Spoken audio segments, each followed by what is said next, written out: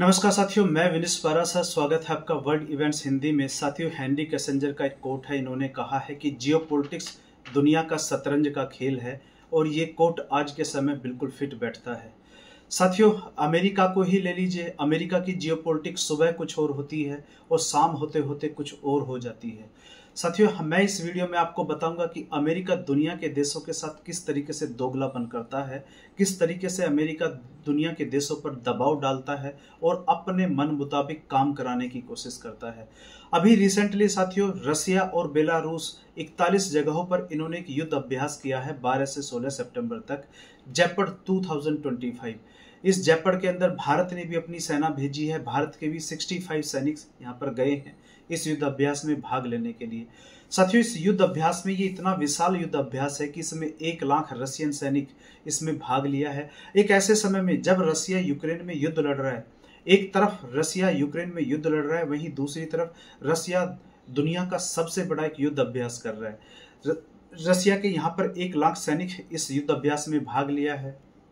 यदि हम इनकी नेवी की बात करें तो नेवी के साथ ही 247 यानी कि 247 नेवी शिप ने यहाँ पर नेवी के जहाजों ने इस युद्ध अभ्यास में भाग लिया है, और 333 वायु सेना के जहाजों ने इस युद्ध अभ्यास में भाग लिया है। साथियों, यहीं पर इस युद्ध अभ्यास को मॉनिटर करने के लिए रूस के प्रेसिडेंट पुतिन ने इसे आर्मी की वर्दी पहनकर इस युद्ध अभ्यास को मॉनिटर किया है।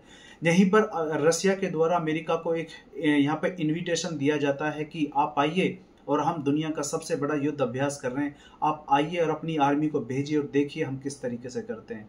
साथियों, अमेरिका ने 2022 के बाद ये पहली बार ऐसा है जब से रसिया यूक्रेन का युद्ध चला है कि आज अमेरिका की सेना रसिया में गई है और एक इस युद्ध अभ्यास को मॉनिटर कर रही है। अमेरिका की सेना यहाँ रूस के बुलावे पर जाकर इस युद्ध अभ्यास को देख रही है कि रसिया की आर्मी कैसे युद्ध अभ्यास करती है। साथियों, सोच के देखिए, ये वही अमेरिका है जो भारत पर और दुनिया के अन्य देशों पर ये दबाव डालता है कि ये देश रसिया से ऑयल परचेज ना करें, क्योंकि इनके ऑयल परचेज करने से रसिया यूक्रेन में लड़ाई लड़ रहा है। यहाँ पर अमेरिका क्या कर रहा है? अमेरिका रसिया की तरफ दोस्ती का हाथ बढ़ा रहा है।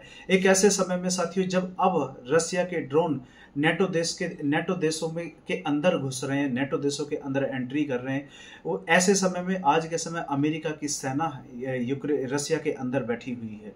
साथियों, आप सोच के देखिए, यदि हमने रसिया से ऑयल परचेज करना बंद कर दिया होता तो हमारे देश में इन्फ्लेशन का कितना बुरा हाल होता, महंगाई हमारे देश में कहां तक बढ़ती। साथियों, आज के समय अमेरिका भारत पर 50% टैरिफ लगाकर बैठा है, और अभी रिसेंटली ये खबर आ रही है कि अमेरिका ने कहा है कि हम बांग्लादेश की आर्मी को और ज़्यादा पावरफुल बनाएंगे, और ज़्यादा स्ट्रॉन्ग बनाएंगे। जो अमेरिका बांग्लादेश की आर्मी के साथ एक्सरसाइज तक नहीं करता था, आज वो कह रहा है कि हम बांग्लादेश की आर्मी को बहुत ज़्यादा स्ट्रॉन्ग बनाएंगे, पावरफुल बनाएंगे। अब सवाल ये उठता है कि आज के समय अमेरिका बांग्लादेश की आर्मी को पावरफुल क्यों बनाना चाहता है? साथियों, हम सभी को पता है कि पिछले 70 सालों से अमेरिका की आर्मी की पाकिस्तान की आर्मी के साथ इंगेजमेंट किस लेवल की है, और पाकिस्तान पिछले 70 सालों से भारत के साथ क्या कर रहा है। अभी ऑपरेशन सिंदूर के बाद कैसे पाकिस्तान की आर्मी के जनरल आसिम मुनीर को अमेरिका में बुलाकर सम्मानित किया गया, इन्हें डिनर दिया गया। साथियों, जो डोनाल्ड ट्रंप ऑपरेशन सिंदूर के दौरान ये कह रहे थे कि मुझे भारत पाकिस्तान की लड़ाई से कोई मतलब नहीं है, मेरा भारत पाकिस्तान की लड़ाई से कोई मतलब नहीं है, वही डोनाल्ड ट्रंप जब भारत की एयरफोर्स ने पाकिस्तान को बॉम्ब किया, वही दुनिया के सामने आते हैं कि मैंने दोनों देशों के बीच में सीज फायर करा दिया है, और दोनों देशों के बीच में जो न्यूक्लियर जंग हो सकती थी वो मैंने रुकवा दी, और इनके अंदर क्रेडिट लेने की होड़ मच जाती है, होड़ लग जाती है। और साथियों, आज के समय बांग्लादेश के अंदर अमेरिकी आर्मी की जो प्लेन लैंड हो रहे हैं, उसका मतलब क्या है? क्योंकि यहाँ से ये चाइना को तो काउंटर नहीं करेंगे, फिर ये यहाँ से किस पर दबाव डालना चाहते हैं? एक तरफ पाकिस्तान, दूसरी तरफ बांग्लादेश। साथियों, मैसेज साफ है, क्योंकि जो बांग्लादेश की पूर्व प्रधानमंत्री हैं शेख हसीना, इन्होंने कहा था, जब इनका तख्ता पलट से पहले इन्होंने कहा था कि गोरा व्यक्ति मेरे पास आया, उसने कहा कि आप अपने देश में हमें एक मिलिट्री बेस बनाने दीजिए, यदि आप ऐसा करने देती हैं तो आप आराम से अपनी सत्ता चलाइए, अपनी सरकार चलाइए, हमें कोई दिक्कत नहीं है। यदि आप बांग्लादेश के अंदर मिलिट्री बेस अमेरिका का नहीं बनने देती हैं तो फिर आपको इसके अंजाम भुगतने पड़ेंगे, और इन्हें अंजाम के रूप में आज के समय ये भारत के अंदर शरण लिए हुए हैं। बांग्लादेश में तख्ता पलट हो गया।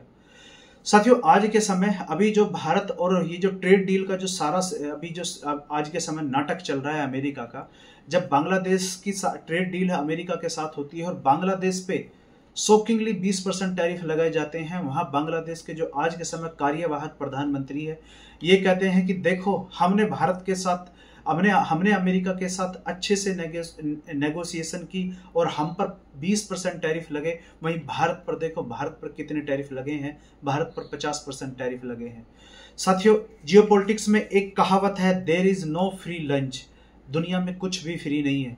यदि आप कुछ किसी से फायदा उठा रहे हो तो आपको उसको उसके बदले में कुछ ना कुछ देना ही होता है।